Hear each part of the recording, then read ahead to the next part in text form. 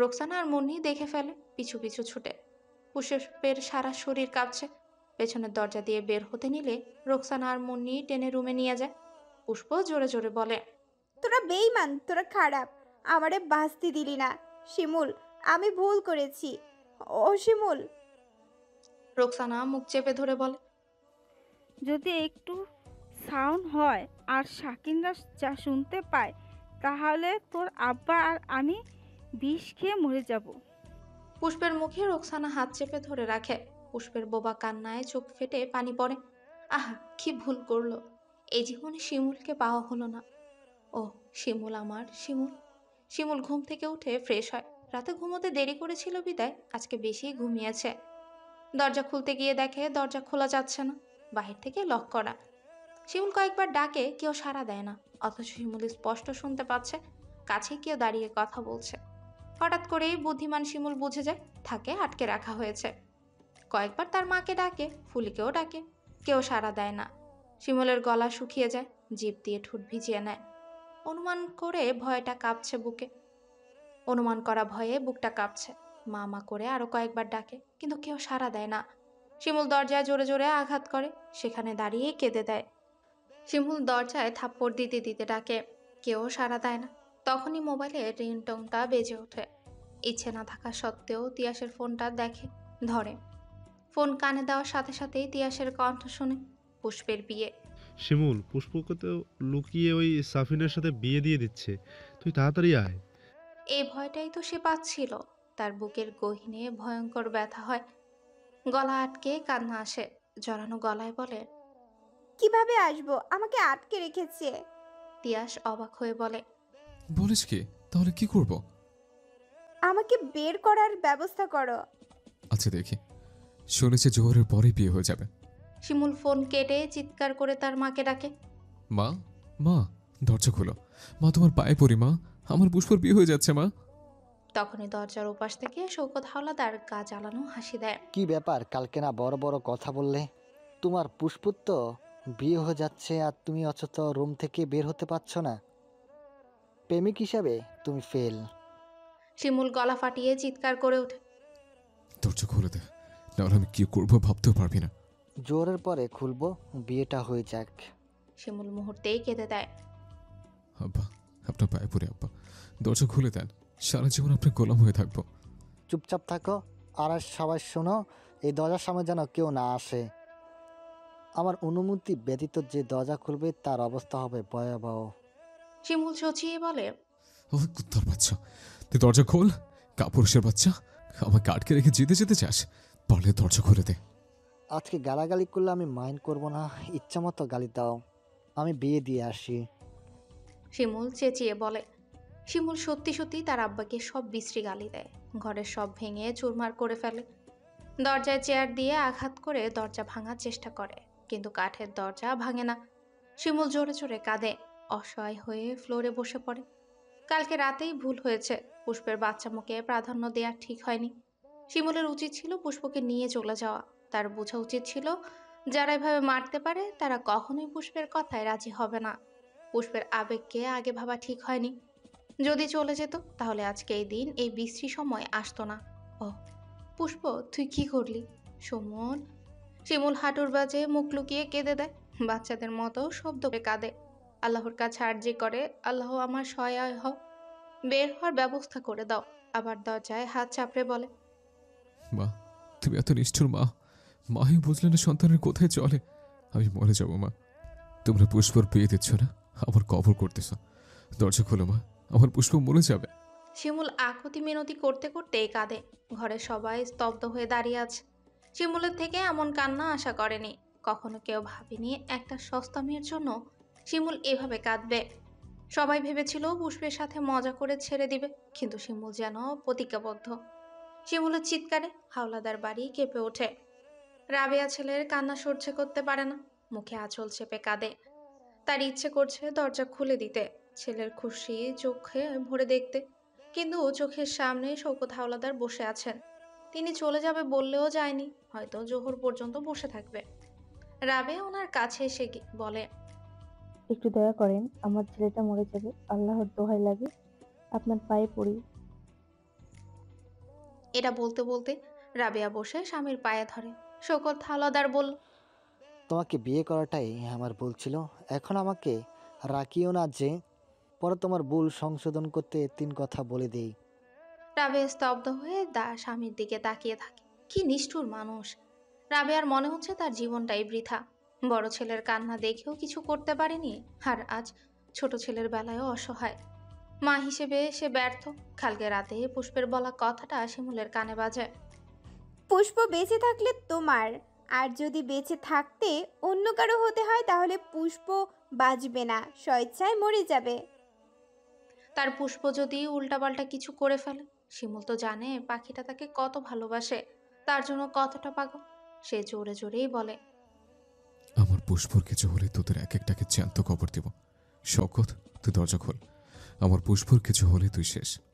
শিমুল আবারও বাচ্চাদের মতো কাঁদে, হাত দিয়ে চুল খামচে ধরে, পাগলের মতো মাথা নেড়ে নিজে নিজে বলে, না না, আমার পুষ্পের কিছু হবে না। জান, তুই অপেক্ষা কর, আমি আসবো জান। তারপর আবার গলা উঁচি তার আব্বাকে বিশ্রী সব গালি দেয়। তখনই তিয়াস আসে। শওকত তিয়াসকে দেখে বলে, কি ব্যাপার, কেন এসেছো? শিমুল আর তিয়াস ছোটবেলা থেকে একসাথে বড় হয়েছে, একজন আরেকজনের খুব ভালো বন্ধু। শিমুলের কান্নায় তিয়াসের বুক ভারী হয়ে চোখ ভরে পানি আসে। চেয়ারম্যানের দিকে তাকিয়ে বলে, চাচা, শিমুলকে যেতে দিন। তিয়াসের কথা শুনে শওকত হাওলাদার হু হু করে হাসে। আজকে দুনিয়া উল্টে গেলেও শিমুল বের হতে পারবে না। হঠাৎ করেই তিয়াস হাঁটু মুড়ে শওকত হাওলাদারের পায়ের কাছে বসে, পা আঁকড়ে ধরে ফুপিয়ে কেঁদে দেয়। চাচা, দুটাই মরে যাবে চাচা। আপনি নিজেও জানেন না শিমুল পুষ্পকে কত ভালোবাসে। শওকত বলেন, পা ছাড়ো, চামচামি করতে এসেছো? যাও, বাড়ি যাও। চাচা, একটু দয়া করেন, বিয়েটা আটকান চাচা। শওকত হাওলাদার মুচকি হাসে। বিয়ে আটকাবে সে? কেন আটকাবে? কাল রাতেই তো মিজান বলে গেছে আজকে পুষ্পের বিয়ে, শিমুল যেন ওদিকে না যায়।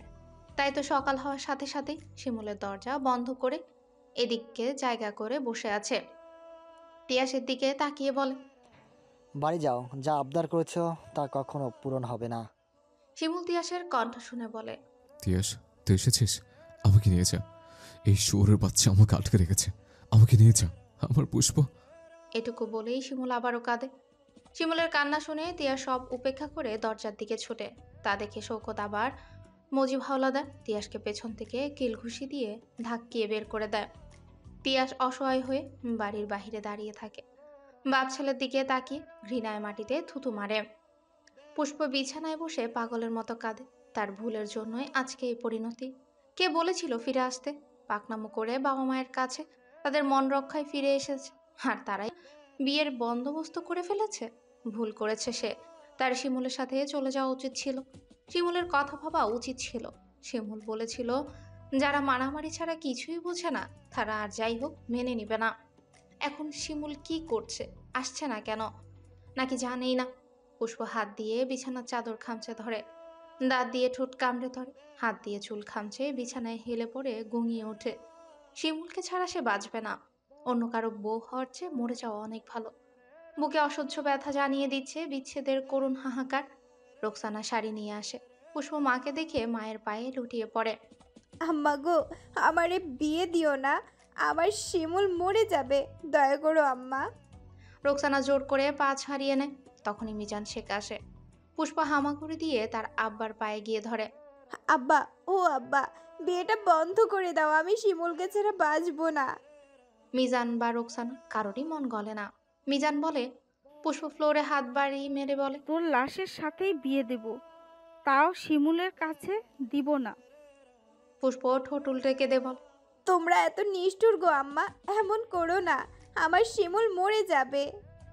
পুষ্পের করুণ কান্নায় ওনাদের মন গলে না। মন নিয়ে আসলে ওনারা চলে যায়। পুষ্প ফ্লোরে শুয়ে পড়ে। আহা, শিমুলকে ছাড়া বাঁচবে কি করে?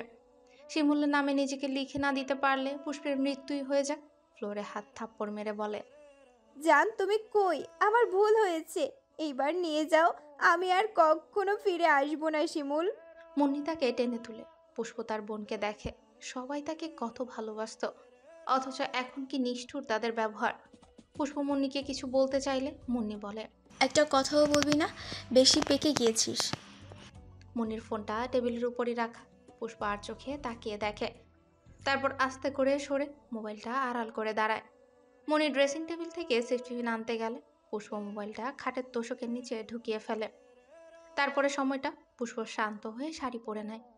শাড়ি পরানোর পরে মনি মোবাইলটা খুঁজে ভাবে অন্য রুমে, তাই খুঁজতে যায়। পুষ্প দ্রুত গিয়ে দরজা আটকে দেয়। মোবাইলটা বের করে শিমুলের নাম্বারে ডায়াল করে। শিমুল তখনও দরজা খোলার জন্য ডাকাডাকি করছে। ফোন আসাতে বিরক্ত হয়ে পরক্ষণে ভাবে পুষ্প কিনা, তাই ধরে। পুষ্প ধরা গলায় বলে, শিমুল আমার জান। পুষ্পের গলা শুনে শিমুল স্থির হয়ে যায়। পুষ্পই আবার বলে, আমার বিয়ে দিয়ে দিচ্ছে, তুমি কই? আসতে এত লেট করছো কেন? আমার ভুল হয়ে গেছে, কালকে রাতে ফিরে আসা উচিত হয়নি, এটা ভালো না। শিমুল ফুপিয়ে কেঁদে ওঠে। পুষ্পরে আমাকে তো আটকে রাখছে। পুষ্প হাহাকার করে বলে, আল্লাহ, আমি কেন ফিরে আসলাম? ও জান, আমাকে নিয়ে যাও। শিমুল চুপ করে থাকে। পুষ্পই আবার বলে, আমি তোমাকে ছাড়া মরে যাব। শিমুল কাঁদে, তার পাগল পাগল লাগছে। পুষ্প কাঁদতে কাঁদতে বলে, বিয়ের শাড়ি পরিয়ে দিয়েছে, আমি মরে যাব তাও বিয়ে করব না। শিমুল বলল, দুনিয়া তো নিষ্ঠুর কেন, ওরা আমাদের একসাথে বাঁচতে দিল না। পুষ্প কান্না গলায় বলে, শিমুল, তোমার সাথে বাঁচতে না পারলে আর বাঁচার ইচ্ছা নাই। শিমুল কিছু বলার আগেই ফোনটা কেটে যায়। পুষ্প কান থেকে ফোনটা নামিয়ে দেখে মোবাইল বন্ধ হয়ে গেছে। তখনই বাহিরে বলতে শোনা গেছে কাজী এসেছে। পুষ্প উঠে টেবিলের দিকে যায়। আল্লাহর ঘরে নামাজ পড়তে যাওয়ার জন্য মুয়াজ্জিন আজান দিচ্ছে। শিমুল স্তব্ধ হয়ে আজানের সুরটা শুনে। তার পুষ্পের এখন বিয়ে হবে, পুষ্প অন্য কারো হয়ে যাবে। প্রেমিক হিসেবে ব্যর্থ সে। শিমুল ঘর কাঁপিয়ে চিৎকার দিয়ে মাথা দিয়ে দেয়ালে আঘাত করে। একটা দুটো আঘাত করে থামে না, অনেকগুলোই আঘাত করে। যখন আর শক্তি পায় না তখন দেয়াল ঘেঁষে বসে পড়ে। মাথা থেকে রক্ত বেরোচ্ছে, বেরোচ্ছে বললে ভুল হবে, যেন কলকল করে পানির মতো রক্ত পড়ছে। শিমুল শরীরে শেষ শক্তিটুকু দিয়ে চিৎকার করে বলে, তোরা বাধা দিলি না? পুষ্প টেবিলের রেক্সিনের নিচ থেকে ব্লেডটা বের করে। অনেক দিন আগে কাঁথা বাঁধার পরে বাড়তি সুতো কাটার জন্য কিনেছিল। অনেকদিন আগে এই খাতা বাঁধার পরে বাড়তি সুতো কাটার জন্য কিনেছিল। আজকে সেটা পেয়ে পুষ্প তৃপ্তির হাসি দেয়। ফ্লোরে বসে চোখ বন্ধ করে হাতে ব্লেড টেনে টেনে বলে, তোমাকে ছাড়া বাঁচা সম্ভব না। কিছুক্ষণ পরেই ফ্লোরে রক্তে লাল হয়ে যায়। পুষ্প বলে, তোমাকে আর পাওয়া হলো না শিমুল। পুষ্পের শ্বাস নিতে কষ্ট হয়। হঠাৎ করেই শ্বাসকষ্ট হয়ে বুকে চাপ পড়ে। অশ্রু চোখে ঢলে পড়ে ফ্লোরে। পলাশ তখন মাস্টার্স শেষ করে গ্রামে ফিরে এসেছে। হাতে অফুরন্ত সময়। পলাশ ইংরেজি নিয়ে মাস্টার শেষ করেছে। তাদের গ্রামের কলেজের প্রিন্সিপাল কলেজে ডেকে নেয়। কলেজে ভালো ইংরেজি শিক্ষক নেই। অনুরোধ করে যতদিন পলাশের চাকরি পাচ্ছে না ততদিন যদি একটু সময় দিত, এবারের ইন্টারের ব্যাচটা ভালো রেজাল্ট করতে পারবে। পলাশ অবসর বিদায় রাজি হয়। তারও ইচ্ছে শিক্ষকতা করার। এখন পড়ালে চর্চা হলো। তারপর নিয়মিত পড়ানো শুরু করে। তার পড়ানো ভালো বলে সব স্টুডেন্ট তার কাছে প্রাইভেট পড়তে আসে। পলাশও হাসি মুখে পড়ায়। কিছুদিন পরেই কলেজে ইন্টার সেকেন্ড ইয়ারে একটা মেয়ে এসে ভর্তি হয়। জানা যায় মেয়েটার আব্বা ব্র্যাক ব্যাংকে চাকরি করে। বাবা বদলি হয়েছে বিদায় পরিবার সাথে নিয়ে এখানে এসেছে। তাই মেয়েকে অন্য কলেজ থেকে ট্রান্সফার করে নিয়ে এসেছে। প্রথম দিন ক্লাসে পলাশ যখন পড়াচ্ছিল তখন মেয়েটা প্রশ্ন করে যে এই জায়গাটা বুঝতেছে না। পলাশ বই থেকে চোখ তুলে তাকায়। উজ্জ্বল শ্যামবর্ণ একটা মেয়ে জিজ্ঞাসু কাজল কালো চোখে তার দিকে তাকিয়ে আছে। মেয়েটাকে দেখে শান্তশিষ্ট পলাশের বুকে ঠান্ডা গা কাঁপানো শিহরণ বয়ে যায়। পলাশ মাথা নিচু করে ফেলে। গোটা জীবনে এই প্রথম এমন অনুভূতি হচ্ছে। আসলে লেখাপড়ায় এতটাই ডুবেছিল যে মেয়েদের দিকে তাকানোর সময় পায়নি। পলাশ জিভ দিয়ে ঠোঁট ভেজায়, আবার তাকায়। পলাশকে তাকাতে দেখে মেয়েটা ভদ্রতা সূচক হাসে। পলাশ উত্তর দেয়। জানতে পারে মেয়েটার নাম নিধি আনোয়ার। সে নামটা বারবার গুনগুন করে বলে, নিধি নিধি নিধি। পলাশ ভাবে এটা হয়তো বা ভালো লাগা, আস্তে আস্তে কেটে যাবে।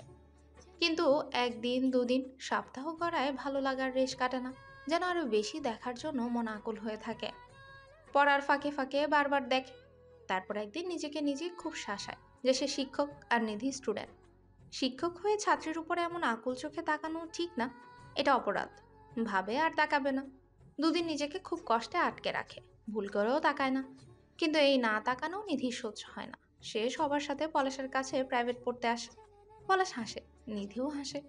মেয়েরা যেন একটা সময় নিজে নিজে পরিপক্ক হয়ে যায়। কোনো বিদ্যা ছাড়াই ছেলেদের বুঝতে পারে। তাই তো পলাশের চোখের ভাষা পড়েই নিধি বুঝে নিল অনেক কিছু। শান্ত পলাশের বুকে অশান্ত ঝড় তুলে দিতে পারে এই কাজল চোখের বালিকা। প্রাইভেট শেষে সবাই চলে গেলেও নিধি যায় না। বান্ধবীরা যেতে ডাকলে বলে তার একটা চ্যাপ্টারে সমস্যা আছে, সেটা সলভ করেই আসছে। পলাশ মুচকে হাসে। নিধি বুঝতে পারে পলাশ খুব লজ্জা পায়। নিধিই পলাশকে প্রেমের প্রস্তাব দেয় চিঠির মাধ্যমে। চিঠি পড়ে পলাশ মুচকে হাসে, প্রতি উত্তরে বলে, তোমার কি পলাশ ফুল পছন্দ নিধি? নিধি পলাশের চোখে চোখ রেখে বলে, আগে পছন্দ ছিল না, এমনকি চিনতামও না। এখন চিনে পছন্দ করি, একটু বেশি পছন্দ করি। পলাশ মুচকে হাসে। আমারও। নিধিও হাসে। দুজনের প্রেম খুবই ভালো চলছিল। হঠাৎ করে একদিন নিধি বলে তার বিয়ে ঠিক হয়ে গেছে। পলাশ যেন আটকায়। বিয়ে ঠিক মানে? পলাশের মাথায় যেন বাজ পড়ে, ছুটে যায় তার আব্বার কাছে। লাজুক পলাশ লজ্জা ভুলে নিধির কথা তার আব্বাকে জানায়। শওকত হাওলাদার সোজা না করে দেয়। শুধু নাই করে থামেনি, নিধির আব্বাকে আবার বদলি করে অন্য এলাকায়ও পাঠিয়ে দেয়। নিজেই বন্দোবস্ত করে নিধির বিয়েও দেয়। নিধির সাথে পলাশের শেষ কথা ছিল, আপনি আমাকে ঠকালেন। পলাশ কেঁদে দিয়েছিল। নিধিকে তার চাই, কিন্তু তার আব্বা যেন এমন করবে এটা কখনোই ভাবেনি। নিধি প্রচুর কেঁদেছিল। বিয়ে করবে না বলে অনেক মারও খেয়েছে। শিমুলও কেঁদেছে, তার আব্বার পা ধরে বসে থেকেছে, তিনি রাজি হয়নি। নিধি চিৎকার করে বলেছিল, ভালো হোক, কিন্তু সে তো পলাশ না, আমার পলাশ ফুল তো না সে না। পলাশের চোখ বেয়েও পানি পড়েছিল, তবে সেটা নিঃশব্দে। পছন্দের ফুল অপছন্দের তালিকায় ফেলে দাও। ভালোবাসি তো পলাশ। নিধির কান্না পলাশ সইতে পারে না, তাই তো তার আব্বাকে ধরে। কিন্তু শওকত হাওলাদারের কাছে ছেলের পছন্দ থেকে সমাজ ক্ষমতাই বেশি বড়। রাজি তো হয়নি, বরং তার রাগ তার আম্মার উপর মিটিয়েছে। পলাশ চুপচাপ সব দেখেছে। শান্ত স্বভাবের পলাশ কোনো টু শব্দ করেনি। আব্বার কথাই রেখেছে, নিধিকে ভুলে গেছে, তার আব্বাকে সমাজের কথা থেকে বাঁচিয়েছে। এই ঘটনার পর থেকে শান্ত স্বভাবের পলাশ যেন আরো শান্ত হয়ে যায়। কলেজের চাকরি পার্মানেন্ট হয়। নিধির সাথে আর যোগাযোগ রাখেনি। কিন্তু আদৌ কি পলাশ নিধিকে ভুলতে পেরেছে? পারেনি তো, আর পারবেও না। এখনো নিধিকে তার বুকে মিশিয়ে রেখেছে। রাতে নিধির কথা মনে হয়ে ঘুমোতে পারে না। কত বছর হয়ে গেছে, তারপরও নিধিকে মনে করে কাঁদে। বুকে ব্যথা হয়, হাহাকার করে উঠে নরম মনটা। তাই তো বিয়ে করেনি। নিধিকে ছাড়া অন্য কাউ না করতে পারে না। আর একটু লড়াই করলে হয়তো নিধি তার হতো। এই আফসোস সারা জীবন বয়ে যেতে হবে।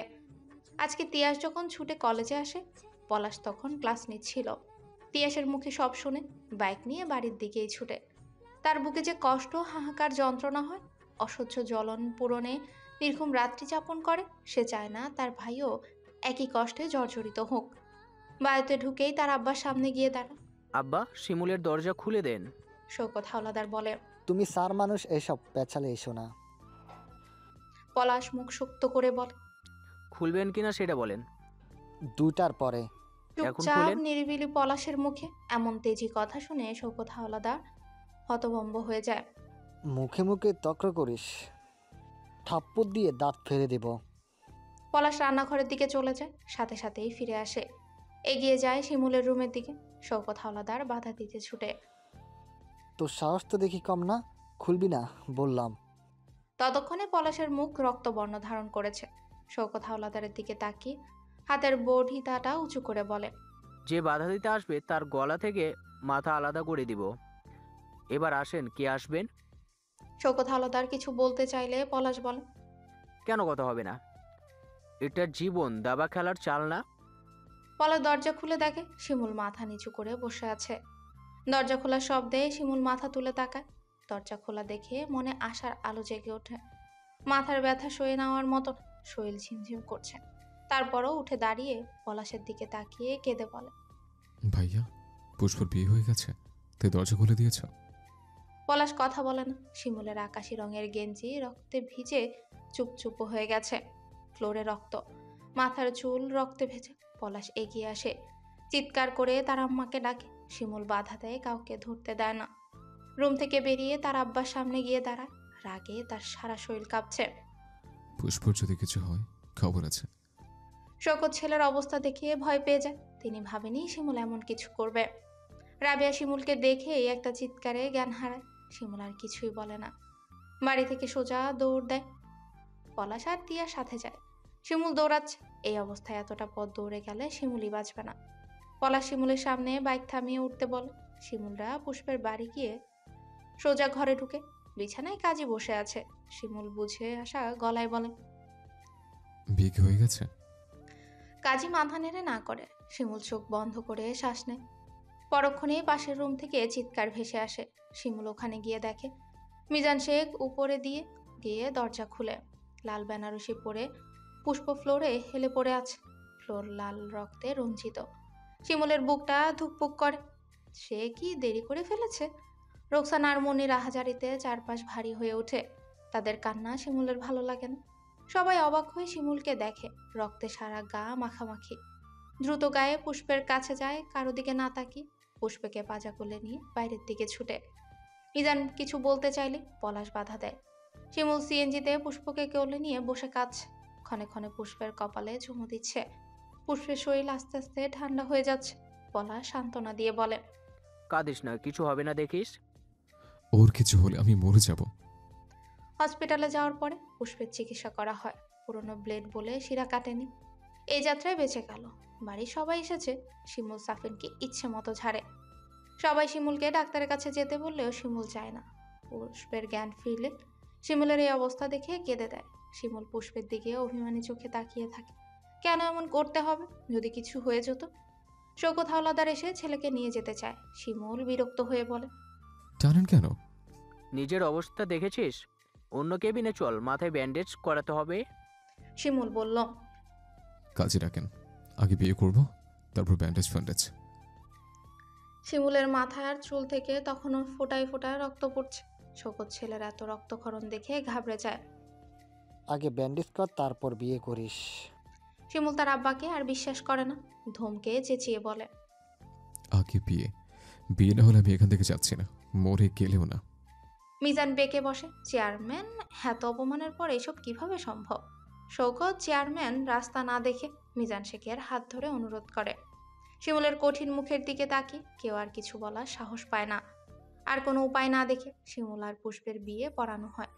কবুল বলতে বললে দুজনেই সেকেন্ডে কবুল বলে ফেলে। বিয়ে পড়ানো হয়ে গেলে শিমুল সবার সামনেই পুষ্পের কপালে চুমু খায়। তারপর তার আব্বার দিকে তাকিয়ে বলে, আপনি হেরে গেছেন, আমি জিতেছি। শওকত হাওলাদার মুখ থমথমে করেই বেরিয়ে যায়। মনে মনে বলে, আস্ত একটা বেয়াদব জন্ম দিয়েছি। নার্সরা শিমুলের মাথা ধুয়ে দেয়। কয়েকদিন আগেও মাথায় আঘাত পেয়েছিল, তবে আজকের আঘাতটা গুরুতর। তাই সিটি স্ক্যান করে দেখে কোনো ক্ষতি হয়েছে কিনা। ভাগ্যে শিমুলের সহায়, ভেতরে কোনো রক্তক্ষরণ হয়নি। কিন্তু সেলাই লাগে 8টা, 2 ব্যাগ রক্ত লাগে। তাতে শিমুলের কোনো ব্যথা বা আফসোস নেই। পুষ্পকে নিজের করে লিখে নিতে পেরেছে। এর চেয়ে খুশির আর কি হতে পারে? পুষ্প এখনো কাঁদছে। তার মনে হয়েছিল সে শিমুলকে হারিয়ে ফেলবে, তাই তো এই বোকামোটা করে ফেলেছিল। মাঝে মাঝে এই বোকামো করাই ভালো। পুষ্প এমন বোকামো করেছে বলেই তো আজকে বিয়ে হলো। তার বিশ্বাস হচ্ছে না শিমুল তার স্বামী। সাফিনের আব্বা মা মিজান শেখের সাথে রাগারাগি করে চলে যায়। শিমুল আসে কিছুক্ষণ পরে। শিমুলকে দেখতে খুবই দুর্বল লাগছে। তাও খুশিতে দাঁত বের করে হেসে মিজানকে বলে, আব্বা, আপনার মেয়ে বাড়ি নিয়ে যান, গাড়ি গিয়ে দিয়ে আনবো। মিজান শেখ দাঁত কিরমিরি পুষ্পকে নিয়ে বাড়ি চলে যায়। শিমুলকে ডিসচার্জ দেবে না জানায়, কিন্তু শিমুল তাড়ামো করে বাড়ি চলে যায়। বাড়ি গিয়ে আগে মায়ের কাছে যায়। রাবেয়া ছেলেকে জড়িয়ে ধরে। শিমুল হেসে বলে, ভালো করছো আব্বা। বাড়িতে যাওয়ার পর পুষ্পের উপরই সবাই রাগ প্রকাশ করে। তাতে পুষ্পের কিছু আসে যায় না। তার মায়ার বাক্স সে পেয়ে গেছে, আর কেউ আলাদা করতে পারবে না। উনি খুব রাগ করে। তার স্বামীর বাড়িতে সে ছোট হলো। এর আগে সে রাতে পুষ্পের সাথে থাকলো না। পুষ্পা একা একা খুশিতে ইচ্ছে মতো কাঁদে। শিমুলকে পাওয়ার খুশিতে নফল নামাজ পড়ে। শিমুল রাত 2টোর দিকে বেরিয়ে পড়ে। এত কষ্টের পরে আজকে বিয়ে করলো, অথচ কেউ শ্বশুর বাড়িতে যেতে বললো না। তাই শিমুল নিজেই চলে এসেছে। বিয়ের প্রথম রাত কিনা আলাদা থাকবে। শিমুল জানলায় টোকা দিয়ে দাঁড়িয়ে থাকে। পুষ্প জানতো আজকে পাগল প্রেমিক আসবে। তাকে আজকে কোনোভাবে আটকানো যাবে না। সে তার পাগল পাগল আবদার নিয়ে ঠিক আসবে। পুষ্প জানালা খুললে শিমুল হাসে। শিমুলের হাসি দেখে পুষ্প মুগ্ধ হয়। শিমুল আস্তে করেই বলে, দরজা খোলো। আজকে কোনো ভয় ছাড়াই পুষ্প দরজা খুলে। শিমুল বাহিরে দাঁড়িয়ে বেশ দুঃখী দুঃখী চেহারা বানিয়ে বলে, বউ, আজকের আমাদের বাসর রাত। শিমুলের বিয়ের কথা শুনে সুইটি কেঁদে কেটে একাকার করে ফেলেছে। হাসমা আর পেশকারা কারো কথাই শুনছে না। আসমা তার আম্মাকে বলে, দেখলেন কি করলো? ঠিকই ছোট লোকের বাচ্চাকে বিয়ে করে ফেললো। আপনার নাতিও একটা। পেশকারা বেগম বলে, শিমুলের মতো পোলা যে এমন জায়গায় যাবে আমার কল্পনার বাহিরে ছিল। আমার মন বলে তাবিজ করে পোলার মাথা নষ্ট করে দিছে, তাই তো এমন পাগলের মতো কাণ্ড কারখানা করে। দেখলি না কেমন মাথা টাথা ফাটিয়ে কি অবস্থা করেছে। পেশকারার কথা শুনে আসমাও মাথা নাড়ে। তারপর সুইটির মাথায় হাত বুলিয়ে বলল, কারিস না মা, আমি তোর জন্য এমন ছেলে খুঁজে আনবো যে তার সামনে শিমুলো ফেল। সুইটি বলে, আমার অন্য কাউকে ভালো লাগে না, আমার শিমুলকেই লাগবে। কিন্তু শিমুলের তো বিয়ে হয়ে গেছে। সুইটি ফুসফুস করে বলল, তো কি হয়েছে? বিয়ে হয়েছে, ডিভোর্সও হবে। আসমা মাথা নেড়ে বলে, ডিভোর্স? এই মেয়ের জন্য যেই পাগল। সুইটি তার নানুর কোলে মাথা রেখে শুয়ে পড়ে। নানু, আমি কিছু জানি না, তুমি জানো কি করবে, কিন্তু একটা কথা শুনে রাখো, আমি শিমুলকে ছাড়া বাঁচবো না। পেশকারা বলেন, পুষ্পকে একবার এই বাড়িতে আসতে দে, চেয়ারম্যান বাড়ির বউ হওয়ার স্বাদ মিটিয়ে দেব, লেবুর মতো চিপে চিপে তেল বের করব। সুইটি তার নানুকে ভালো করেই চিনে। মলিন মুখে শুয়ে ধারা আর শিমুলের বিয়ে স্বপ্ন দেখে। সৈকত হাওলাদার সারা ঘর পায়চারি করছে, রাগে মুখ থমথমে, বারবার হাত মুট করে আবার খুলছে। তার পরিবারের প্রথম আত্মীয়তা কিনা এমন ফ্যামিলির সাথেই হলো। ছি ছি ছি, সমাজের মানুষ তাকে নিয়ে হাসাহাসি করবে। আর হাসাহাসি করবে কি, হাসাহাসি শুরু হয়ে গেছে। শিমুল যা করলো ভাবতেই ওনার মেজাজ খারাপ হয়। বিয়ে হলে হয়েছে, এই মেয়েকে এবারই সীমানায় আসতে দিবে না। বাড়ির প্রথম বউ হিসেবে এই মেয়েকে মানাই না। পুষ্পকে দেখলেই ওনার রাগ লাগে। শিমুল যে কিভাবে এই মেয়েকে পছন্দ করলো তা আল্লাহই জানে। এর চেয়ে তো ভালো ছিল সুইটিকে বউ করে নিত। তার সব পরিকল্পনা বাদ হলো পুষ্পের কারণে। এই মেয়ের গালে ঠাস ঠাস চড় মারতে পারলে ভালো লাগতো। রাবেয়া স্বামীর অস্থিরতা দেখে শান্তি পাচ্ছেন। কয়েক বছর আগে নিধির বিয়ের দিন পলাশ ঠিক এভাবে অস্থির হয়েছিল। পাগলের মতো চুপি চুপি কেঁদেছিল। উনি তো মা, ঠিক বুঝেছেন। কিন্তু এই পাষাণ মানুষের মন গলেনি, নিজের অহংকার ধরে রেখেছিলেন। আজকে শিমুলের কাজে রাবেয়া ভীষণ খুশি। নিজ স্বার্থ দেখা লোকদের এমন শিক্ষাই দেওয়া উচিত। পুষ্পকে বিয়ে করা নিয়ে সবাই অখুশি হলেও রাবেয়ার বুকটা ঠান্ডা হয়ে গেছে। এবার বউ ঘরে আসলেই হলো, তার একটা সঙ্গী হবে। পলাশ উপর হয়ে শুয়ে আছে, নিঃশব্দে চোখের পানি পড়ে পালিশ ভিজছে। নিজেকে কাপুরুষ মনে হচ্ছে। কেন সে শিমুলের মতো হতে পারল না? এমন হলে তো তার নিধি তারই থাকতো, বুক ভরা কষ্ট নিয়ে থাকতে হতো না। পলাশ শক্ত করে বালিশ খামচে ধরে, ঠোঁটে কাঁপে তীর তীর করে। বুকে ব্যথা হয় অসহনীয়, নিজেকে খুব ঘৃণা লাগে। নিধিকে আজকাল খুব মনে পড়ে। বাচ্চা মেয়েটা তার জন্য কত কষ্ট সহ্য করেছে, কিন্তু সে কিনা তার আব্বার কথার বাহিরে যায়নি। ছি, পলাশ প্রেমিক হবার যোগ্য না। পুষ্প মুগ্ধ চোখে শিমুলকে দেখে। কালো গেঞ্জি কালো ট্রাউজার পরাতে ফর্সা শরীর আরো ফুটে উঠেছে। ফর্সা কপালে সাদা ব্যান্ডেজ দিয়ে ঢাকা। এই যে ছেলেটা এত অসুস্থ, দেখলে কেউ বলবে না। ব্যান্ডেজ মাথায় রেখে কেমন হাসছে। এই প্রণয় পুরুষ তার, এটা ভেবেই পুষ্পের নিজেকে সুখী সুখী মনে হলো। শিমুলের কথা শুনে দুহাত মুড়ে দাঁড়ায়। বাসর রাত তো। শিমুল দুঃখী দুঃখী চেহারা করে বলে, ঘুমোতে গিয়েছিলাম, কিন্তু ঘুম আসে না। আমি তো এখন আর সিঙ্গেল না, ম্যারিড পার্সন। আজকে বিয়ে করলাম, আর প্রথম রাতে কি বলছে ঘুম আসে? পুষ্প দরজায় হেলান দিয়ে দাঁড়ায়। ঘুম আসে না? না, বিবাহিত পুরুষের বউ ছাড়া ঘুমানোর নিয়ম নেই। আমি নিয়ম পালন করতে এসেছি। তারপর থেমে বলে, তোমার সাথে ঘুমাবো। পুষ্প শীতল চোখে তাকিয়ে হাসে। আচ্ছা ভেতরে আসেন, ঘুমিয়ে যান। শিমুল মাথায় হাত রেখে, শুধু ঘুমালে হবে না তো, কেন? কিছু মিছু করতে হবে। কি? দাঁত বের করে হাসে। শিমুল চোখ ছোট করে বলে, বাসরাতে কি হয় জানো না? পুষ্প জানে বাসরাতে কি হয়। তার আবছা ধারণা কিশোরী পুষ্প জানা। তারপরও মাথা নেড়ে বলল, না। শিমুল অবাক হয়ে বলে, সত্যি জানো না? না, আর তো বাসর রাত আসেনি, কিভাবে জানবো? শিমুল পুষ্পের দিকে তাকিয়ে বলে, আচ্ছা চলো আমি শিখিয়ে দিই। পুষ্প লজ্জা লজ্জা চোখে তাকিয়ে থাকে। শিমুল পুষ্পের চোখে তাকিয়ে মিটি মিটি হাসে। শিমুল উপরে উঠে আসে। পুষ্প এক পা পিছিয়ে যায়। শিমুল মুচকে হাসে। বাহ, তার ফুল তাকে ভয় পাচ্ছে। শিমুল পুষ্পের কানে কাছে মুখ নিয়ে বলে, কিছু করবো না তো, এত ভয় পাচ্ছ কেন? আমি এতটাও খারাপ না। আজকে শিমুল তার সাথে যা ইচ্ছে তাই করতে পারবে, এটা ভেবেই পুষ্পর ভয় লাগছে। পুষ্প যে ভয় পাচ্ছে এটা লুকিয়ে রাখতে চেয়েছিল, কিন্তু চালাক জামাইটা ঠিক বুঝে ফেলেছে। শিমুলের কথা শুনে পুষ্প বলল, ভয় পাবো কেন? আমি সাহসী। শিমুল আবারও বাহিরে গিয়ে দাঁড়ায়। তা তো দেখতেই পাচ্ছি। তারপর দুজনেই চুপচাপ চোখে চোখ রেখে কিছুক্ষণ দাঁড়িয়ে থাকে। শিমুল বলে, চলো সামনে যাই। পুষ্প দ্বিরুক্তি করে না, দরজা আটকে শিমুলের পিছু পিছু যায়। রাস্তায় নেমে শিমুল পুষ্পের হাত ধরে। কোনো ভয় নেই, লুকোচুরি নেই, নেই কোনো বাধা। দুজনেই কোনো কথা না বলে চুপচাপ হাঁটে। নিঝুম নিস্তব্ধ রাতে ঝিঝি পোকার ডাকের সাথে দুজনের মনটা খুশিতে বাকবাকুম ডাকছে। চাঁদের দিকে তাকালে দেখা যায় আজকে নতুন চাঁদ উঠেছে। নতুন চাঁদ বিধায় আলো কম, চারিদিকে আবছা অন্ধকার। দুজন অন্ধকারে হাঁটতে হাঁটতে অন্ধকারের নিজস্ব আলোয় চোখ চিনে নেয়। শিমুল বলে, আজকে চাঁদের আলো কম কেন জানো?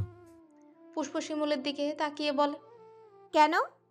তুমি খেয়াল করেছ, সবসময় আমরা রাতে দেখা করলে চাঁদের ভর পূর্ণিমা থাকতো, কারণ চাঁদ তখন জানতো শিমুল প্রেম করে, আর প্রেম করলে বেশি দুষ্ট হওয়া যায় না। আর এখন শিমুল তার ফুলের পর, যত ইচ্ছা দুষ্ট হতে পারে। এসব অন্য কেউ দেখলে লজ্জা, তাই তো এই লজ্জায় চাঁদ মুখ লুকিয়েছে, ইন্টেলিজেন্ট চাঁদ। পুষ্প মাথা নিচু করে হাসে। প্রেম অবস্থায় তো ফিজিক্সের ক্লাস নেওয়া শেষ, আরো দুষ্ট হওয়া বাকি।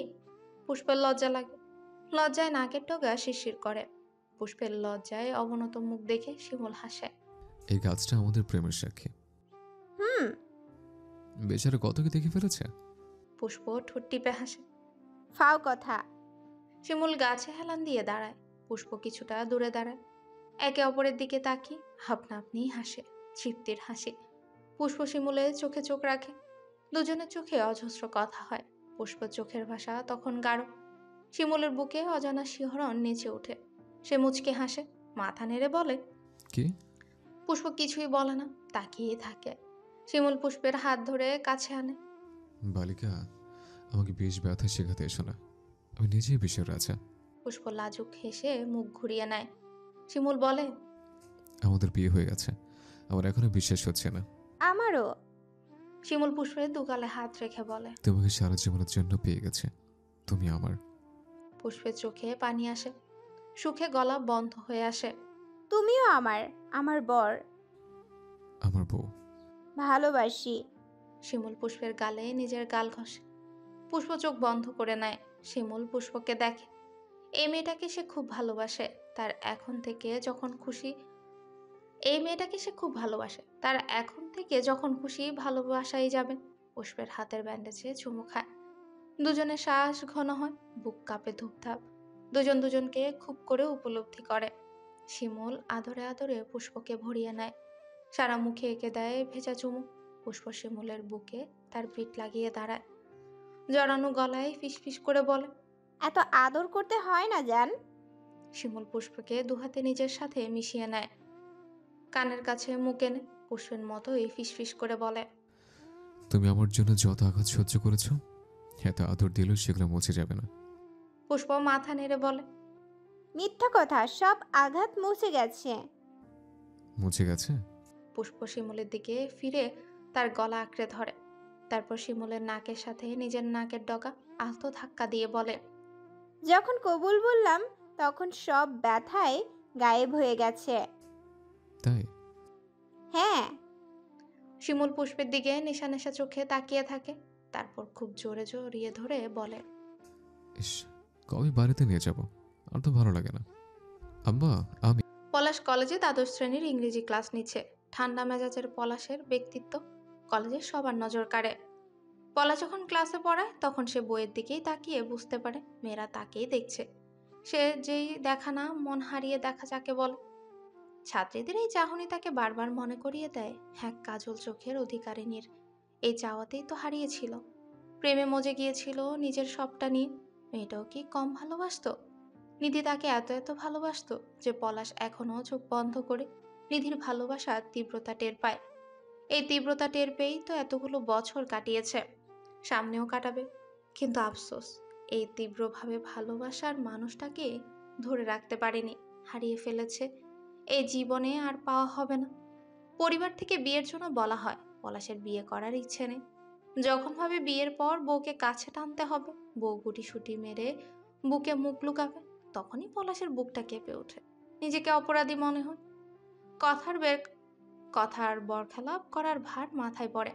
সে যে নিধিকে কথা দিয়েছিল পলাশের বুকে লেপ্টে থাকা নারীটা নিধি হবে, কিন্তু পলাশ পারলই না। বুকে তো নিধি এলোই না, এলো এক বুক হাহাকার।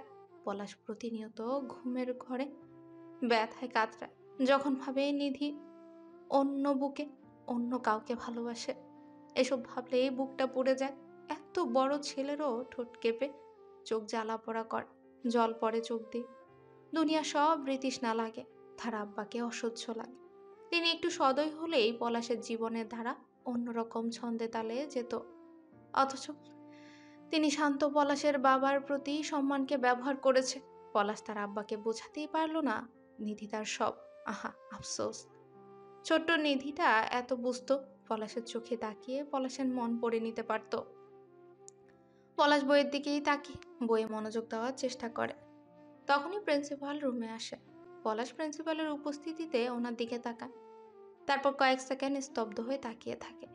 নিধি, তার নিধি, তার কাজল চোখের নিধি। পলাশের বুকে ব্যথা হয়। এটা কিসের ব্যথা? শিমুল গত 5 দিন রুম থেকে বের হয়নি। শরীর এতই দুর্বল লেগেছে যে শোয়া থেকে উঠতে ভীষণ খারাপ লেগেছে। আজকে ভালো লাগছে, সকালে সবার সাথে নাস্তা করেছে। এই 5 দিন পুষ্পের সাথে ফোনে কথা হয়েছে, বেশি কথা বলতে পারেনি। আঘাতটা মাথায়, তাই মাথায় সে কি ব্যথা। বালিশ থেকে মাথাটা তুললেও ব্যথায় টনটন করে, মনে হয় ঘাট থেকে মাথা ছিঁড়ে পড়ে যাচ্ছে। শিমুল সব ব্যথা হাসি মুখেই সয়ে নিচ্ছে, পুষ্পকে নিজের করে নিতে পেরেছে। এই সুখের কথার কাছে এসব ব্যথা আর তো কিছুই না। সারাদিন শুয়ে বসে থেকে সন্ধ্যায় পুষ্পকে ফোন দেয়। পুষ্প তখন পড়তে বসেছে। শিমুলকে বিয়ে করার পর থেকে রোকসানা, মুন্নি আর মিজান শেখ পুষ্পের সাথে ঠিকঠাক কথা বলে না। পুষ্প ভালো মেয়ে হতে মায়ের মন খুশি করতে ওনার কাজ আগে আগে করে দেয়, বাবার কি লাগবে এগিয়ে দেয়। মুন্নির সাথে সাথে সাথে কথা বলতে চায়, কিন্তু কেউ পুষ্পের সাথে ভালো করে কথা বলে না। পুষ্প চুপচাপ পড়ছে। এমন সময় রোকসানার ফোনটা টিংটাং বেজে ওঠে। পুষ্প উঠে ধরতে যাওয়ার আগে রোকসানা রিসিভ করে। হ্যালো, কে? শিমুল রোকসানার কণ্ঠ শুনে মনে মনে ভাবে, শাশুড়ি খুব জ্বালিয়েছে, এবার আমিই জ্বালাই। আপনার নতুন জামাই শিমুল হলাদার। রোকসানার মুখটা অন্ধকার হয়ে যায়। শিমুলের নাম শুনে আর চোখে পুষ্পকে দেখে। রোকসানাকে চুপ থাকতে দেখে শিমুল বলে, আম্মা, আমার বউ কই? রোকসানা পুষ্পের বিছানায় মোবাইলটা ছুঁড়ে মেরে চলে যায়। রোকসানা মুখের আদল দেখে বোঝা যায় এটা শিমুল। পুষ্প মুচকে এসে মোবাইলটা ধরে। হ্যালো। পুষ্পের গলা শুনে শিমুল শটা শুয়ে পড়ে, মোলায়েম গলায় বলে, আমার বউ কি করে? শিমুলের মুখে বউ ডাক শুনলে পুষ্পের খুব ভালো লাগে, শান্তিতে বুকটা ভরে যায়। কিছু না। বউকে শাড়ি পরে দেখতে ইচ্ছে করে, বউ কি ইচ্ছে পূরণ করবে? পুষ্প আনন্দে ঝুমঝুম করে বলে, করবে। তাহলে আজকে শাড়ি পরবে, 11টায় আসবো। পুষ্প মন খারাপ করে বলে, কিন্তু আমার তো শাড়ি নেই, আম্মার আছে, আমি আম্মার কাছে চাইতে পারবো না, লজ্জা করে। তোমার নেই? না। আচ্ছা। পুষ্পের মন খারাপ হয়। শিমুল এই প্রথম তাকে শাড়ি পরতে বলেছে, কিন্তু পুষ্প ব্যর্থ। মোবাইলটা কাছে রেখো, আবার ফোন করব। আচ্ছা। শিমুল মানিব্যাগটা পকেটে নিয়ে বেরিয়ে পড়ে। বাইক দিয়ে হোমনা মার্কেটে আসতেই বেশি সময় লাগে না। নিজের পছন্দ মতো লাল শাড়ি চুড়ি কিনে নেয়। পুষ্পদের বাড়ির সামনে এসে পুষ্পকে ফোন দিয়ে বেরিয়ে আসতে বলে। পুষ্প এসে শিমুলকে দেখে। ম্যাডাম, কাছে আসেন। শিমুলের হাতের ব্যাগ দেখে পুষ্প বুঝে যায়। আপনি এত রাতে মার্কেটে গিয়েছিলেন? হ্যাঁ, আজকে বউ দেখবো তাই। পুষ্প লজ্জা পায়, মাথা নিচু করে ব্যাগটা নিয়ে ঘরে চলে যায়। রাতে সবাই ঘুমানোর পরে পুষ্প শাড়ি চুড়ি পরে রেডি হয়। ঘড়িতে টাইম দেখে 11:30 বাজে। পুষ্প আস্তে করে দরজা খুলে উকি দিয়ে দেখে শিমুল দাঁড়িয়ে আছে। পুষ্প দরজা আটকে বেরিয়ে আসে, অবাক হয়ে বলে, কখন এসেছেন, ডাকলেন না? শিমুল পুষ্পের দিকে তাকিয়ে আছে, ঠোঁট কিঞ্চিত ফাঁকা হয়ে গেছে।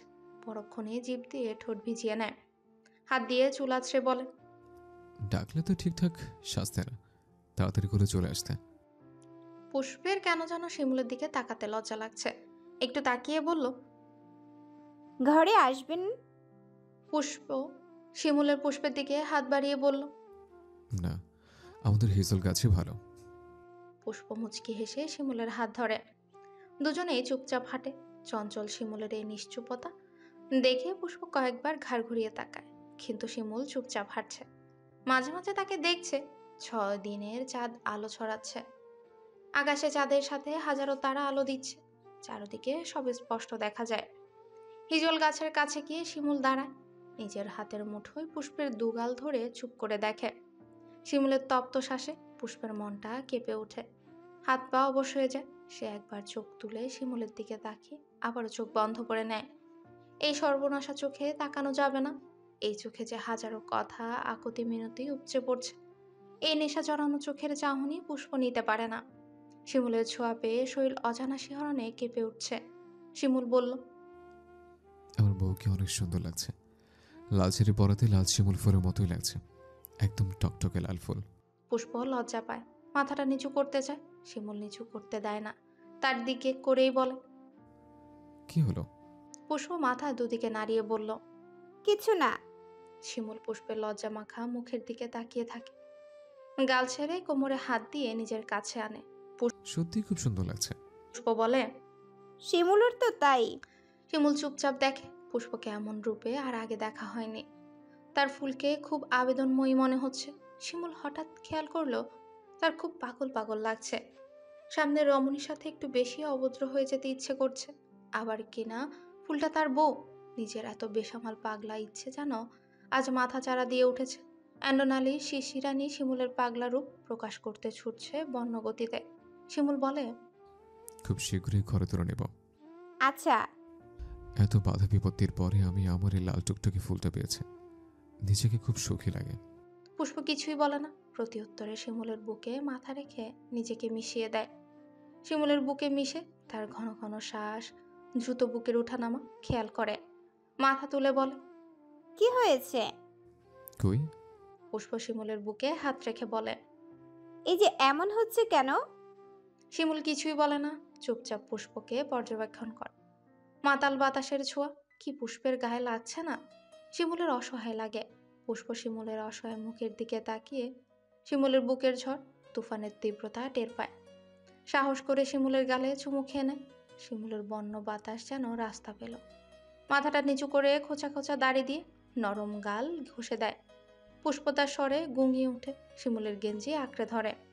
শিমুল ফিস ফিস করে বলে, কি জান? না কি জানো? কিছু না।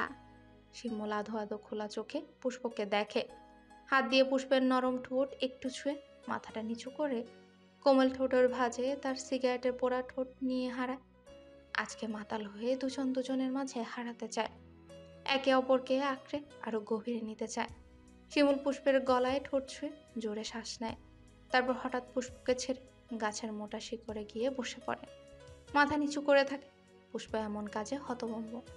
সে এগিয়ে গিয়ে শিমুলের সামনে দাঁড়ায়, চুলে হাত বুলিয়ে বলে, ল আমার বরের কি হলো? শিমুল মাথা তুলে তাকায়। পুষ্প দেখে শিমুলের ঠোঁট হালকা কাঁপছে, চোখের ভাষায় মাতালতার ছোঁয়াদ ল্যাপটানো। এই ছেলেটা এমন কেন? যখন তখন মায়ার বাক্স খুলে পুষ্পকে আটকে দেয়, ভুল করতে ফুসলে দেয়। পুষ্প চোখে চোখ রাখে, গালে এক হাত রেখে বলে, কি? শিমুলের গলা ধরে আসে, ফিসফিস করে বলে, কি না? আজকে একটু বেশি আদর করলে কি তুমি রাগ করবে? পুষ্পের বুকটা তো কখন থেকেই কাঁপছিল। এখন শিমুলের কথা শুনে তলপেটে হাজারো প্রজাপতি উড়ে যায়। তারও ইচ্ছে করে শিমুলের খুব কাছে গিয়ে ভালোবাসতে। শিমুলের নেশায় মাখা চোখের দিকে তাকিয়ে পুষ্প শিমুলের মাথায় হাত রাখে। শিমুল পুষ্পের চোখে তাকিয়ে থাকে। তার শ্বাস চলছে দ্রুত গতিতে। পুষ্পকে দু হাতে কাছে টেনে পুষ্পের পেটে নাক গুজে দেয়। পুষ্প কেঁপে উঠে, একটু পেছাতে চাইলেও পেছাতে পারে না। শিমুলের হাতন বাঁধন ততক্ষণে শক্ত হয়েছে। পুষ্প ফিস ফিস করে বলে, না। শিমুলের চোখে মুখে তৃষ্ণা। প্লিজ।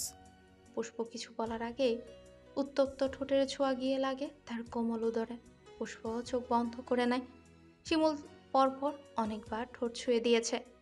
নাক ঘষে শিমুল ফিস ফিস করে বলে, ভীষণ খারাপ হতে ইচ্ছে করে। পুষ্প চুপচাপ কথা শুনে। শিমুলি আবার বলে, সাথে তোমাকে পাগল বানাতে ইচ্ছে করে। পুষ্প চুপ করে থাকে। শিমুলও আর কিছু বলে না। চুপচাপ বসে থাকে। তারপর হঠাৎ করেই পুষ্পকে ছেড়ে বলে। হ্যাঁ, একটু দূরে গিয়ে দাঁড়াও। পুষ্প অবাক হয়ে বলে। কেন? শিমুল পুষ্পের দিকে তাকায় না। এমনি, যা বলেছি করো না। পুষ্প চুপচাপ একটু দূরে দাঁড়ায়। মিনিট দুয়েক পরে শিমুল কাছে আসে। পুষ্প কিছু বুঝে ওঠার আগে পুষ্পকে কোলে নিয়ে নেয়। মাঠের মাঝে হেঁটে আর তার দুষ্ট দুষ্ট কথা শুনে পুষ্প খিলখিল করে হাসে। সুন্দরী বাড়ি নিয়ে নেই, তারপর না হয় তোমার পার্মানেন্ট শিক্ষক হব। আমার শিক্ষক লাগবে না। আমি তো বেতন নিব না, ফ্রি ফ্রি পড়াবো। আমি পড়বো না। আমি তো পড়াবো। শিমুল শব্দ করেই হাসে। পুষ্প শিমুলের গাল ছুঁয়ে দেয়। এই পুরুষটা তার, ভাবলেই বুকটা সুখে চিনচিন করে। শিমুল চাঁদের আলোয় অবাক হয়ে দেখে পুষ্প দুনিয়ার সবচেয়ে সুন্দর রমণী। নাকি সে ভালোবাসে বলেই এটা মনে হয়, কে জানে। শুনেছে যার সাথে যার ভাব বিনিময় তাকেই দুনিয়ার সবচেয়ে সুন্দর মনে হয়। দুজনে রাত 2টোর দিকে বাড়ি যায়। বিছানায় শুয়ে পুষ্প লজ্জায় মুখ ঢাকে। লোকটা আস্ত পাগল। সকালে শিমুল চোখ খুলে দেখে সুইটি তার বিছানায় শুয়ে আছে। গায়ে ওড়না নেই, সুইটির হাত তার গালে রাখা। শিমুল এক লাফে দাঁড়িয়ে যায়। সুইটি এখানে কেন? শিমুলের মাথা আউলে যায়। উচ্চস্বরে ধমক দিতে নিয়ে শুনতে পায় বাহিরে চারপাশে এলাকার মেম্বাররা উপস্থিত হয়ে আছে। আস্তে করে বল, তুই এখানে কেন? সুইটি বাঁকা হেসে বলল, আদর নিতে এসেছি। শিমুল হা করে তাকিয়ে থাকে। সুইটি উঠে বসে। চুল এলোমেলো গায়ের ওড়না একপাশে রেখে এলোমেলো হয়ে বেরিয়ে গেল। মেম্বাররা তখন চেয়ারম্যানের সাথে আলাপ করছিল। শিমুলের রুম থেকে সাত সকালে এমন বেশে মুখে এমন লাজুক হাসি মাখা এই মেয়ের বেরোনো দেখে সবাই অবাক। একজন বলল, চেয়ারম্যান সাহেব, আপনার ছেলে না মেয়ে হলো? তাহলে এসব কি? সি। সুইটি রুমে গিয়ে হাত পা ছুঁড়ে নাচে। পেশকারা আর আসমা বলে, কাজ হয়েছে? সুইটি চুল বাঁধতে বাঁধতে বলে, হবে না আবার? সবাই হা করে তাকিয়েছিল। পেশকারা বিগলিত হয়ে হাসে। মজিব হাওলাদার ভোরেই বলেছিল গ্রামের গণ্যমান্য লোক আর মেম্বাররা আসবে। দুই জামাই বউ মিলে এই বুদ্ধি করে যে ওনাদের সামনেই এমন কাজ করবে যে ওনারাই খারাপ বলবে, আর কোনো একটা উপায় বের করে শিমুলের সাথে সুইটিকে বেঁধে দিবে। পেশকারা সুইটির মাথায় হাত বুলিয়ে বলে, তুই চিন্তা করবি না, শিমুলের রুমে তোকে পার্মানেন্ট থাকার ব্যবস্থা আমি করব। সুইটিও মাথা নেড়ে বলে, আচ্ছা। তারপর তিনজন বাহিরের দিকে কান পাতে। খেকি বলল এটা শোনার জন্য। শওকত চেয়ারম্যান তার আব্বার দিকে তাকায়। মুজিব হাওলাদারের মুখে চোরা হাসি, কিন্তু অবাক হওয়ার ভান ধরেই আছে। গ্রামের এক প্রবীণ মাতাব্বর বলেন, শওকত এমন পরিস্থিতি আশা করেনি, তিনি আমতা আমতা করে। আরেকজন বলে, আপনি থাকতে এসব অনৈতিক কাজ কিভাবে হয়? রাবেয়া জানিয়ে আসে, আলতো করে হেসে বলে, ভাইসাব তেমন কিছু না, আসলে ও আমার ননদের মেয়ে। আমি শিমুলকে ডাকতে পাঠিয়েছি। আপনারা এসেছেন, শিমুলের আসা উচিত, তাই ডাকলাম। আপনারা কি বলেন এইসব? সুইটি তো শিমুলের বোন, আর আমার শিমুলের তো মেজান ভাইয়ের মেয়ের সাথে সপ্তাহখানেক আগে বিয়ে হয়েছে, জানেন হয়তো আপনারা। শওকত আর মুজিব হাওলাদার হা করে রাবেয়ার কথা গেলেন। মহিলার কত বড় সাহস পুরুষের মজলিসে এসে গলা বাড়ায়। উপস্থিত সবাই রাবেয়ার কথা বুঝে। তখনই শিমুল বেরিয়ে আসে, সবার সাথে হালকা পাতলা কথা বলে। সবাই প্রয়োজনীয় কথা বলে চলে যায়। শওকত হাওলাদার ফুঁসে রাবেয়ার কাছে যায়। বাইরে মানুষের সামনে কথা বলার সাহস কোত্থেকে আসে? রাবেয়া শওকত হাওলাদারের দিকে তাকায়। সবসময় ভয় পেয়েছে, কিন্তু যখন ছেলের চরিত্র নিয়ে কথা হয়, তার বাবার সামনে যেখানে কিনা বাবাই চুপ, তখন রাবেয়া চুপ থাকতে পারে না। আমার ছেলের চরিত্র নিয়ে কথা হচ্ছে আর আমি চুপ থাকবো? তুমি বেশি বেড়ে গেছো। ছেলের ভালোর জন্য না হয় এতটুকু বাড়লাম। শওকত হাওলাদার আর কিছু বলার আগে শিমুল কাছে আসে, গম্ভীর গলায় বলে, আব্বা, পুষ্পকে আজকের মধ্যে বাড়ি আনবো, ব্যবস্থা করেন। শিমুলের কথা শুনে শওকত হাওলাদার চোখ পাকিয়ে তাকায়। এখন এসব সম্ভব না। আপনার ভাগ্নে যে এসব অসভ্যতামি করছে দেখেন না, আমার বউ এনে দেন। পলাশ রুম থেকে বেরিয়ে নাস্তা খেতে যাচ্ছিল। ভাইয়ের কথা শুনে বলে, আব্বা যেহেতু বিয়ে হয়ে গিয়েছে, আমাদের মানুষ অন্য জায়গায় রেখে কী লাভ? মিজান চাচারে বলে দেন আজকে সন্ধ্যায় আমরা যাব। পলাশের কথা শুনে শওকত হাওলাদার পলাশের দিকে তাকায়। শিমুল তেরা গলায় বলে, কেন? আজকের মধ্যে পুষ্পকে ঘরে আনবো, আর এটাই ফাইনাল। ভাইয়া বুঝাও। পেশকারা এসে বলে, শিমুল ঠিকই তো বলেছে, তুই রাজি হয়ে যা। তারপর শিমুলের দিকে তাকিয়ে বলে, ভাই তুই তুই টেনশন করিস না, আজকেই বউ আনা হবে। মুজিব হাওলাদারও মত দেয়। সবাই যখন মত দিচ্ছে তখন শওকত হাওলাদার আর কিছু বলার রাস্তা পেলেন না। ছেলের পাগলামো ইতিমধ্যে দেখেছে। ওই এক পয়সার মেয়ের জন্য তো আর ছেলের ক্ষতি কামনা করা যায় না। শিমুল তার যত্নে গড়া সৈনিক। পুষ্পের জন্য তো আর শিমুলকে হাতছাড়া করা যাবে না। পুষ্পকে না হয় এই বাসায় এনে শায়েস্তাই করবে। শিমুলের দিকে তাকিয়ে মুচকি হেসে বলে, যা তোর আম্মাকে নিয়ে শপিং করে আন, নতুন বউ তো আর এমনি এমনি আনা যাবে না। সবাই শওকতের কথা শুনে অবাক হয়। শিমুল হঠাৎ করে তার আব্বাকে জড়িয়ে ধরে। ধন্যবাদ আব্বা। শওকত মনে মনে পুষ্পকে নিয়ে ঝক কষে। এমনভাবে খেলতে হবে যেন সাপও মরে, লাঠিও না ভাঙে। তখনই ফোন করে মিজান শেখকে জানিয়ে দিলেন আজকে বউ নিতে আসবে তারা। সুইটি ডাইনিংয়ে বসে আছে। শিমুল গিয়ে বলে, তোকে এক বদনা ধন্যবাদ। তুই সকালে এই কাজটা না করলে আমার বউ আনা আরো দেরি হতো। তুই সহজ করে দিলি। আয়, আজকে আমার বিয়ে উপলক্ষে তোর একজোড়া স্পঞ্জের স্যান্ডেল কিনে দিই, বাথরুমে ব্যবহার করিস। আয় আয়। শিমুল এটাই বলে তার আম্মাকে নিয়ে শপিংয়ে যায়। সুইটি নাক ফুলিয়ে ওর দিকে তাকায়। পেশকারা চোখের ইশারায় সুইটিকে আশ্বস্ত করে। পলাশ আজকে একটু তাড়াতাড়ি কলেজে যাচ্ছে। সারা রাত ঘুম হয়নি, চোখ ভীষণ জ্বলছে। আজকে কলেজে তাড়াতাড়ি যাওয়ার কারণ হচ্ছে নিধি। কালকে নিধিকেই প্রিন্সিপাল স্যারের সাথে দেখেছিল। নিধি বাংলা শিক্ষক হিসেবে জয়েন করেছে। নিধির আসার ব্যাপারটায় পলাশ বেশ অবাক হয়েছে, সাথে প্রিয় কাজল চোখ দেখতে পেয়ে খুশিও হয়েছে।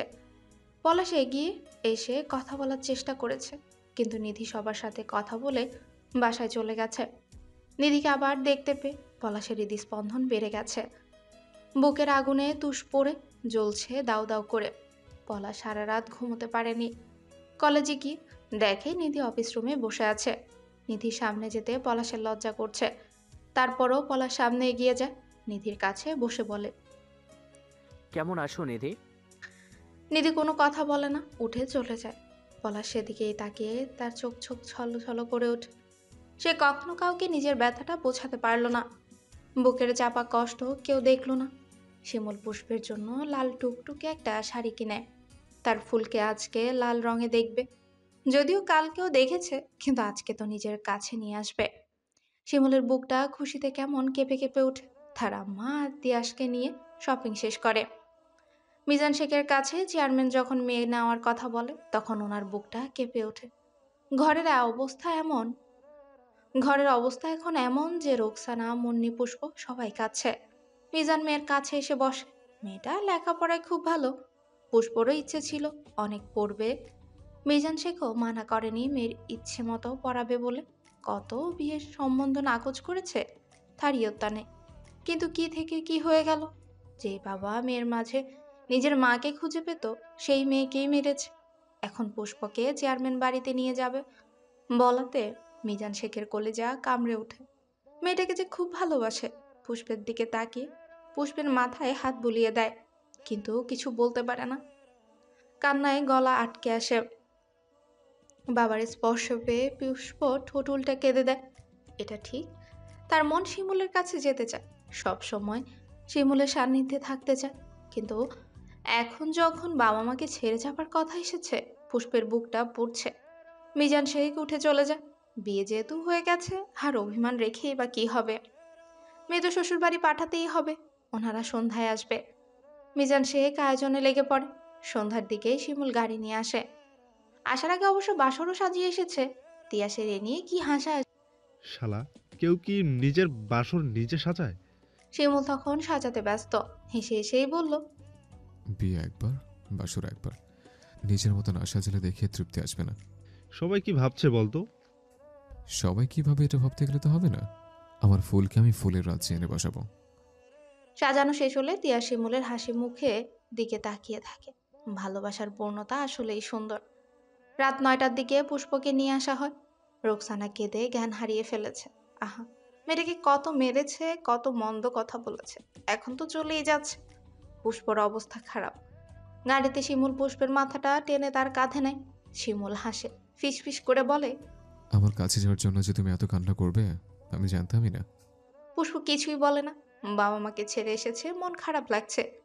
পুষ্পের চুপ থাকা দেখে শিমুল বলল, আচ্ছা কেঁদো না, তুমি কাঁদলে ভালো লাগে না। পুষ্প চারদিকে তাকায়। সব সময় বাহির থেকে চেয়ারম্যান বাড়ি দেখেছে, কখনো ভেতরে আসেনি, আজকেই প্রথম ভেতরে আসলো। পুষ্পের মনে হলো সে যতটা ভেবেছে শিমুলরা তার থেকেও বেশি ধনী। কেন জানো চারদিকে এত দামি জিনিসপত্র দেখে পুষ্পের হাঁসফাঁস লাগে। সেদিন তো ভেবেছিল মরেই যাবে, সব শেষ। কিন্তু আজকে সে এই বাড়ির বউ। বাহিরে ঝমঝমিয়ে বৃষ্টি নামে। পুষ্পের মনে পড়ে তার মা বলতো বিয়ের দিন রাতে বৃষ্টি হলে নাকি বউ ভাগ্যবতী হয়। পুষ্পও কি ভাগ্যবতী?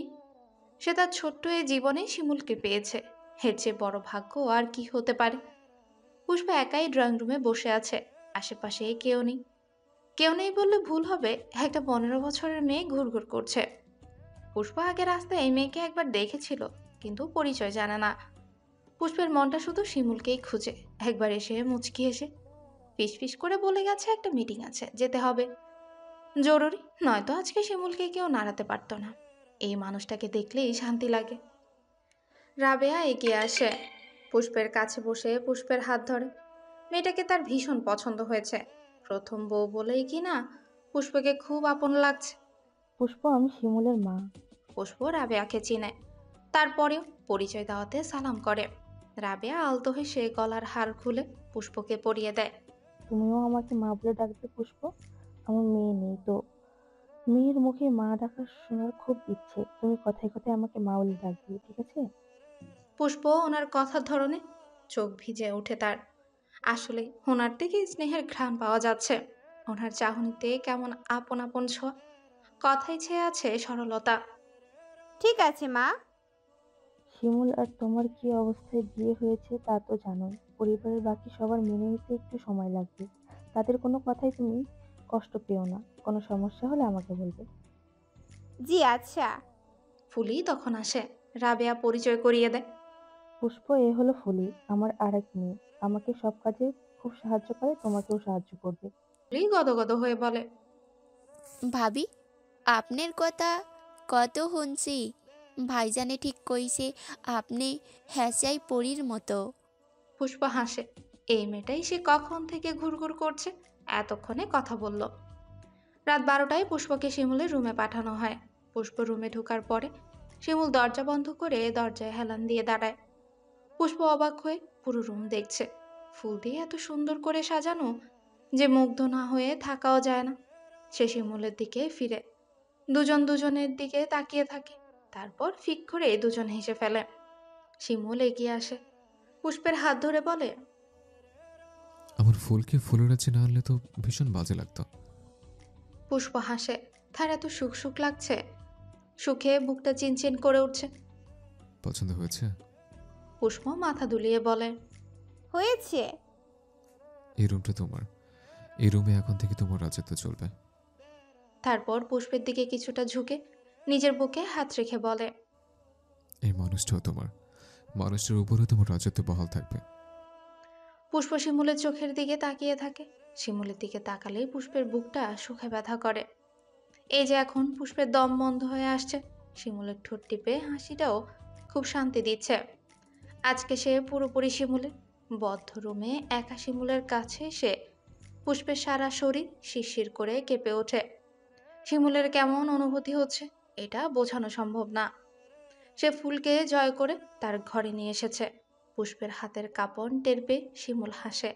আচ্ছা, তার ফুল বউ তাহলে বরকে ভয় পাচ্ছে? শিমুল আরেকটু ভয় দেখাতে পুষ্পকে খাটে বসিয়ে বলে, আমি ফ্রেশ হয়ে আসছি, একটু অপেক্ষা করো। তারপর ওয়াশরুমে ঢোকার আগে পুষ্পের দিকে তাকিয়ে ঠোঁট কামড়ে হাসে। আজকে তো তুমি শেষ ফুলরানী।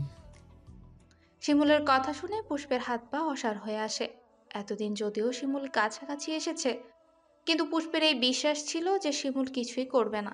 কিন্তু আজকে পুষ্প শিমুলকে মোটেই বিশ্বাস করতে পারছে না। দুষ্ট দুষ্ট চোখের চাহনি আর এখন এই কথাটা শোনার পরে তো আরও ভয় লাগছে। শিমুল ফ্রেশ হয়ে ট্রাউজার পরে বের হয়। টাওয়াল দিয়ে মাথা মুছতে মুছতে ড্রেসিং টেবিলের আয়নায় গিয়ে দাঁড়ায়। পুষ্প শিমুলের আদল গা দেখে হা করে তাকিয়ে থাকে। ফর্সা বুকে কালো পশম যেন সৌন্দর্য দ্বিগুণ করে দিয়েছে। পুষ্পের ইচ্ছে করে ছুঁয়ে দিতে। শিমুলের মুচকি হাসি সমেত দুষ্ট দুষ্ট চাহনি দেখে আবার মনের ভয় মাথা নেড়ে ওঠে। শিমুল গায়ে বডি স্প্রে করে আয়না দিয়ে পুষ্পকে দেখে। পুষ্পের লজ্জা মাখা ভীতু চাহনি দেখে বলে, সুন্দরী কি আমাকে ভয় পাচ্ছ? পুষ্প কিছুই বলে না। এই এত এত চেনা শিমুলকে এত ভয় লাগছে কেন? পুষ্পের লজ্জাও যেন আজকে প্রতিযোগিতা দিয়ে বাড়ছে।